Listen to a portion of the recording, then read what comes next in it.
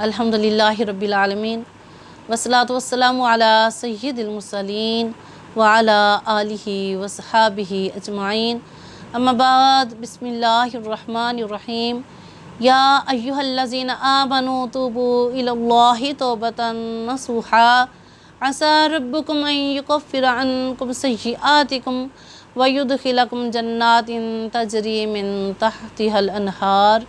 सदक़ुल्लाहुल अज़ीम। अस्सलामु अलैकुम व रहमतुल्लाहि व बरकातुहू। मेरा आज का मौजू है तौबा की फ़जीलत। अल्लाह रब्बुल इज़्ज़त ने कुरान पाक में इरशाद फरमाया, या अय्युहल्लज़ीना आमनू तूबू इलल्लाहि तौबतन नसूहा, कि ईमान वालो अल्लाह ताला से खालिस तौबा करो, अल्लाह के सामने खालिस तौबा करो। उम्मीद है कि तुम्हारा रब तुमसे तुम्हारे गुनाह दूर कर दे और तुम्हें बहश्तों में दाखिल कर दे जिनके नीचे नहरें जारी हैं। तौबा के लफ्ज़ी मानी है लौटने और पलटने के। बंदा जब तौबा करता है तो दर हकीकतन वो अपने रब की तरफ लौटता है। कुरान हदीस में ईमान लाने के बाद तौबा करने की ज़्यादा तरगीब दी गई है। चनाचे इरशाद होता है, तूबू इलल्लाहि जमीआ अय्युहल मुमिनून लअल्लकुम तुफ्लिहून, कि ईमान वालो तुम सब अपने रब ताला की तरफ रुजू करो ताकि तुम कामयाब हो सको। तौबतन नसूहा का मतलब है खालिस तौबा। और तौबा से इबादत में खुशू खुजू पैदा होता है। तौबा से हम्द सना के ज़रिए कुर्ब इलाही हासिल होता है। तौबा कुर्ब इलाही का ज़रिया है, रज़ा इलाही का ज़रिया है। तौबा करने से आजिज़ी आती है, तौबा करने से गुनाह झड़ते हैं, तौबा करने से रिज़्क़ बढ़ता है और गम दूर होते हैं। तौबा से अंबिया अलैहिस्सलाम भी बेनियाज न थे। नबी करीम अलैहिस्सलाम ने शाह फरमाया कि जब मेरे दिल पर कोई चीज़ छा जाती है और मैं अल्लाह ताला से दिन रात इस्तग़फ़ार करता हूँ। तमाम अंबिया अलैहिस्सलाम के मासूम होकर भी तौबा इस्तग़फ़ार करते हैं, कि दिन रात तौबा इस्तग़फ़ार करते थे। और हम इंसान तो ख़ता का पुतला है, बशरी तकाज़ों के तहत इंसान से गलतियाँ सरज़द हो जाती हैं। तो लेकिन खुशकिस्मत है वो इंसान कि जो नदामत से शर्मिंदगी के साथ अपने रब की तरफ रुजू करता है, अपने रब की बारगाह में रुजू करके अपने गुनाहों की माफ़ी मांगता है, तौबा करता है और अपने नाराज़ रब को राज़ी करने की कोशिश करता है। और फिर अल्लाह ताला अपने बंदों की तौबा करने पर माफ़ फरमा देता है। अल्लाह ताला ना सिर्फ माफ़ फरमा देता है बल्कि अल्लाह ताला तौबा करने पर खुश होता है। और ना सिर्फ खुश होता है बल्कि अल्लाह फरमाता है फ़उलाइका युबद्दिलुल्लाहु सय्यिआतिहिम हसनात, कि अल्लाह ताला सच्ची तौबा करने वालों के तमाम गुनाहों को मिटाकर नेकियों में बदल देता है, बशर्ते कि सच्ची तौबा करे, अपने गुनाह पर नादिम हो, फिर अपनी तौबा पर इस्तकामत इख्तियार करे। हज़रत अब्दुल्लाह बिन मसूद से रवायत है कि जनाब रसूलुल्लाह सल्लल्लाहु अलैहि वसल्लम ने खुदा की कसम उठा कर फरमाया कि अल्लाह ताला अपने गुनहगार बंदे की तौबा से उस मुसाफिर से भी ज़्यादा खुश होते हैं कि जंगल बियाबान में जिसका ऊँट सामान समेत गुम हो जाए और फिर अचानक मिल जाए। हदीस शरीफ में आया कि एक शख्स अपना सारा सामान खुर्दनोश ऊँट पर बांध कर रेगिस्तान का सफ़र कर रहा था कि रास्ते में इसका ऊँट खो गया। लकदक सहरा में कोई उसका परेशान हाल नहीं। ज़िंदगी से मायूस होकर वो मुसाफिर मौत का मुंतज़िर है कि अचानक आँख लग गई। मौत के तसव्वुर से घबराहट में अचानक जब आँख खुली तो क्या देखता है कि उसके सामान से लादा हुआ ऊँट उसके सरहाने खड़ा है। और हज़रत अनस रज़ियल्लाहु ताला की रवायत में है कि सरकार दो आलम सल्लल्लाहु अलैहि वसल्लम ने फरमाया कि वो मुसाफिर इतना खुश हुआ कि अल्लाह ताला का शुक्र अदा करते हुए ज़बान से कहना चाहता था कि अल्लाह अंता रब्बी व अना अब्दुक, कि अल्लाह तो मेरा रब है, मैं तेरा बंदा। और खुशी में ज़बान बहक गई और कहने लगा कि अल्लाह मैं तेरा रब और तू मेरा बंदा। आका करीम ने फरमाया कि जंगल में गुमशुदा ऊँट के मालिक को बीमा सामान समेत ऊँट के मिलने की खुशी से ज़्यादा अल्लाह तबारक व तआला को अपने बंदे की तौबा से खुशी होती है। सुभान अल्लाह।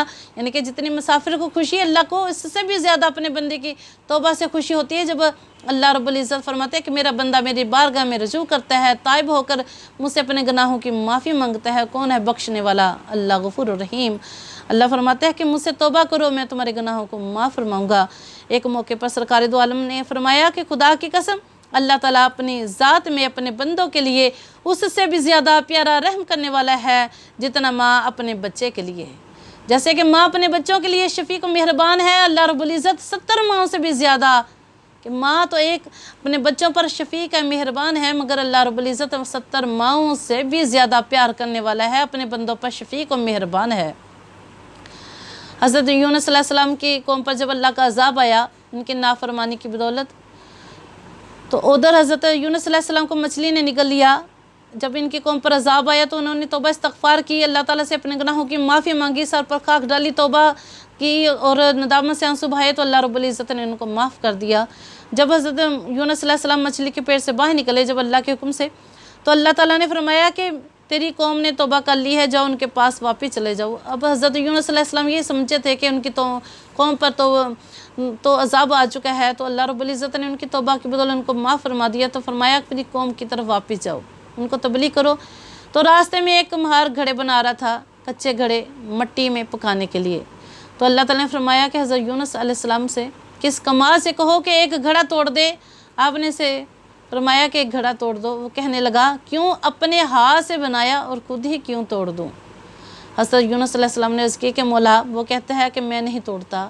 تو اللہ رب العزت نے فرمایا کہ یونس علیہ السلام یہ مٹی کا گھڑا توڑنے کو تیار نہیں، اور میں اپنے بندے جنہیں میں نے اپنے ہاتھوں سے بنایا، جنہوں نے توبہ کر لی ہے، میرے بن گئے ہیں، تو میں انہیں کیسے ہلاک کر دیتا۔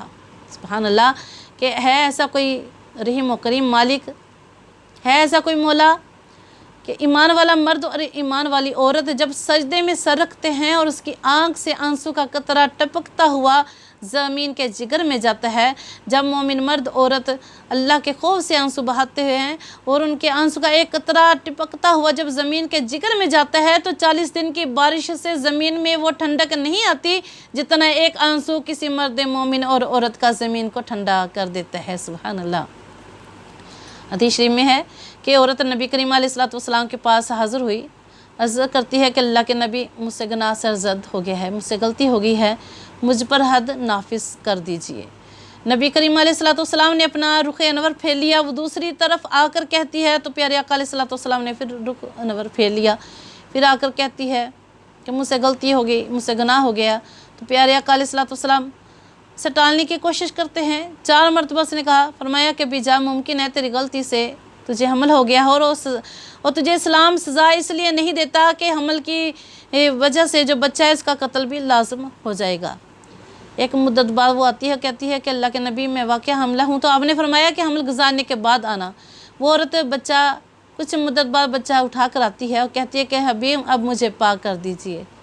اللہ کے نبی نے فرمایا کہ بچہ بھی ماں کا دودھ پی رہا ہے، 2 سال تک ماں کا حق ہے کہ وہ اپنے بچے کو دودھ پلائے۔ آقا کریم نے فرمایا کہ 2 سال بعد آنا۔ اب وہ عورت 2 سال بعد آتی ہے، ہاتھ میں روٹی کا ٹکڑا ہے اور وہ بچے کو دیتی ہے اور وہ بچہ چبا رہا ہے، کہتی ہے کہ اللہ کے نبی، بچہ اب روٹی خود کھا لیتا ہے، اب تو مجھے پاک کر دیجئے۔ دل میں اتنا تقوی، اتنا خوف خدا کہ دنیا میں سزا مل جائے، قیامت کے دن نجات کیسے حاصل کروں گی۔ آج ہر کوئی اپنے عیبوں پر پردہ ڈال کر گناہوں کو چھپا کر دنیا کے سامنے پاک و صاف بنتے ہیں، مگر وہ اللہ کے سامنے، وہ صحابی اللہ کے سامنے پاک و صاف ہو کر جانا چاہتی ہے، اللہ کے حضور حاضر ہونے سے، اللہ کے حساب سے ڈرتی ہے۔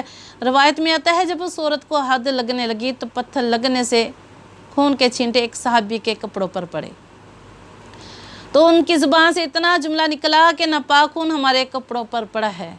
تو اللہ کے نبی نے جب یہ سنا، یہ بات سنی، تو فرمایا کہ خبردار، اس نے ایسی توبہ کی ہے کہ اگر اس کی توبہ پوری دھرتی پر تقسیم کر دی جائے تو اللہ تعالیٰ اس کی توبہ کی وجہ سے پوری انسانیت کے گناہوں کو معاف کر دیں گے۔ سبحان اللہ، کہ اس کی اتنی بڑی توبہ ہے کہ تم اس کی توبہ کا مقابلہ نہیں کر سکتے، کیونکہ اللہ رب العزت فرماتے ہیں وَمَن يَعْمَلْ سُوءًا أَوْ يَظْلِمْ نَفْسَهُ ثُمَّ يَسْتَغْفِرِ اللَّهَ يَجِدِ اللَّهَ غَفُورًا رَحِيمًا، کہ جو کوئی برائی کرے، جب اپنی جان پر ظلم کرے، پھر اللہ تعالیٰ سے بخشش چاہے، تو اللہ تعالیٰ فرماتے ہیں تو اللہ تعالیٰ کو بخشنے والا مہربان پائے گا۔ سبحان اللہ، کہ اللہ رب العزت فرماتے ہیں کوئی ندامت سے کہ کوئی گناہ کرنے کے بعد میری بارگاہ میں آ کر توبہ کرے، اللہ فرماتا ہے کہ اللہ کو توبہ قبول کرنے والا بخشنے والا پائے گا۔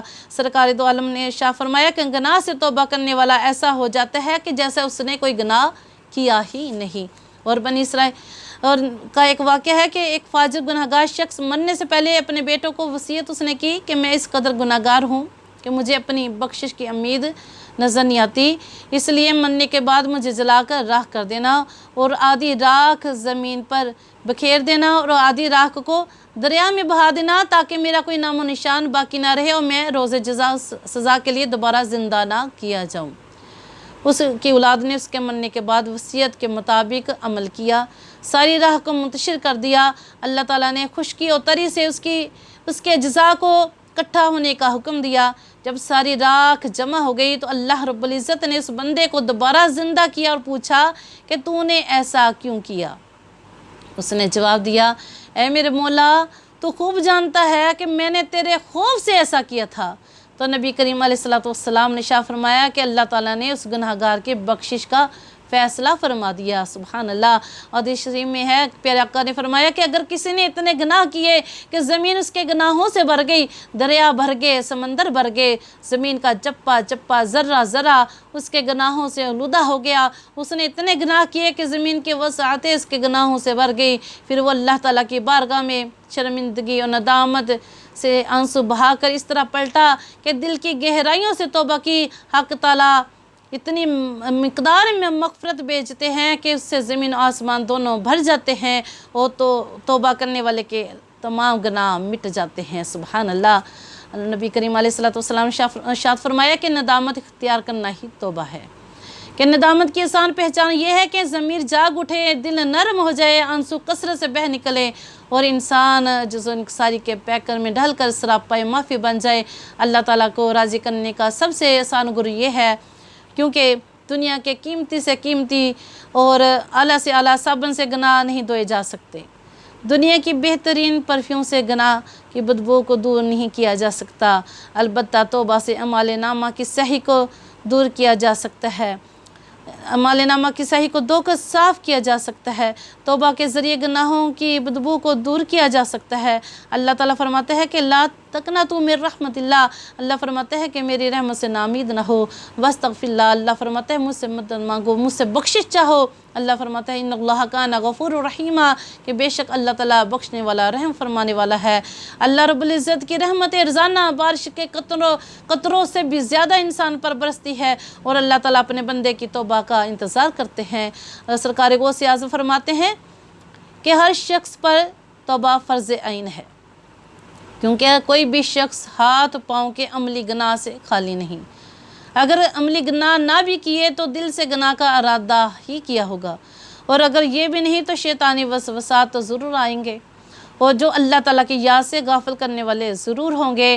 لہٰذا فرماتے ہیں کہ توبہ ہر خاص عام کے لیے ضروری ہے، اور اللہ رب العزت ہم سب کو توبہ استغفار کرنے کی توفیق عطا فرمائے، کیونکہ حدیث پاک میں آتا ہے کہ نبی کریم علیہ السلام نے شاہ فرمایا کہ وہ شخص خوش قسمت ہوگا جس کے نامہ اعمال میں استغفار کی کثرت شامل ہوگی، کہ جو استغفار کرے گا، اللہ تعالیٰ سے اپنے گناہوں کی معافی مانگے گا، تو پیارے آقا علیہ السلام فرماتے ہیں کہ وہ خوش قسمت ہوگا۔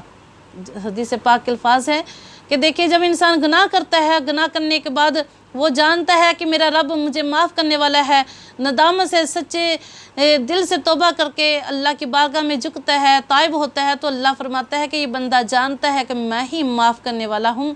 پھر اللہ رب العزت اپنے اس بندے کے نہ صرف گناہوں کو مٹاتا ہے بلکہ اس کے گناہوں کو نیکیوں میں بدل دیتا ہے، کہ اللہ رب العزت جیسے چاہے، اللہ کی رحمت ہے کہ اللہ اپنی رحمت کو بڑھا کر جیسے چاہے کر سکتا ہے، کہ اللہ رب العزت سے یہی دعا ہے کہ اللہ رب العزت ہم سب کے صغیرہ کبیرہ گناہوں کو معاف فرمائے، ہم سب کی خطاؤں کو دور فرمائے، خطاؤں کی غلطیوں کو لرزشوں کو درگزر فرمائے، ہمارے عیبوں پر پردہ ڈالے، اللہ ہم سب کے عیبوں کو پردہ پوشی فرما، یا رب العالمین مولا ہم سب کے گناہوں کو معاف فرما، اللہ ہم سب کو توبہ کی توفیق عطا فرما، اس سے پہلے کہ ہمارے لیے توبہ کے دروازے بند ہو جائے، آمین۔ اے اللہ ہماری توبہ قبول فرما، آمین ثم آمین۔